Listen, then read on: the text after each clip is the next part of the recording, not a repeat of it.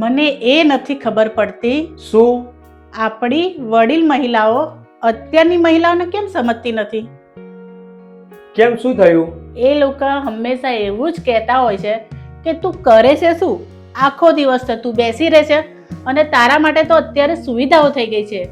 ગરમી ના લાગે એટલે એસી ને કુલર થઈ ગયા છે, કપડાં ધોવા માટે વોશિંગ મશીન થઈ ગયું છે અને લોટ દરવા માટે ઘરઘંટી આવી ગઈ છે.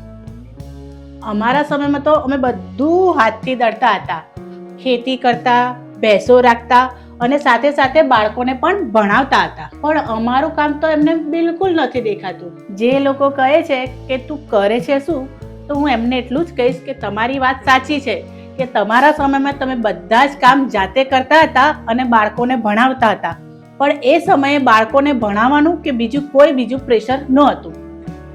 એ સમયમાં ઘણાને ગવર્મેન્ટ જોબ મળતી, ઘણાને ના મળતી.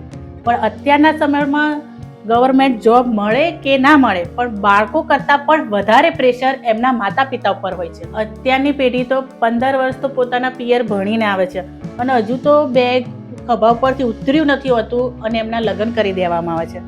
લગ્ન થોડા વર્ષ થાય એટલે બાળકો થાય, બાળકો થોડા મોટા થાય એટલે એમને ભણવા મૂકવાના થાય. એટલે સવારે 5 વાગે ઉઠીને એમના માટે નાસ્તા બનાવવાના, એમને તૈયાર કરી સ્કૂલે મોકલવાના, સ્કૂલેથી લેવા જવાનું, ટ્યુશનમાં મોકલવાના, ટ્યુશનથી લેવા જવાનું, સ્કૂલનું લેસન, ટ્યુશનનું લેસન. જેટલું બાળકોને પ્રેશર નથી ને એનાથી પણ વધારે પ્રેશર એમના માતા પિતાને હોય છે એમને ભણાવવાનું. તો પણ લોકો કહી દે છે કે તું કરે છે શું.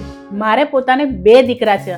હું સવારે 5 વાગે ઉઠું છું અને રાત્રે 12 વાગે ઊંઘું છું. અને ઘણા લોકો કહે છે કે તું તો વિડીયો બનાવે છે. પણ જુઓ, જ્યારે બાળકો સ્કૂલે જાય છે ને ત્યારે હું વિડીયો બનાવું છું.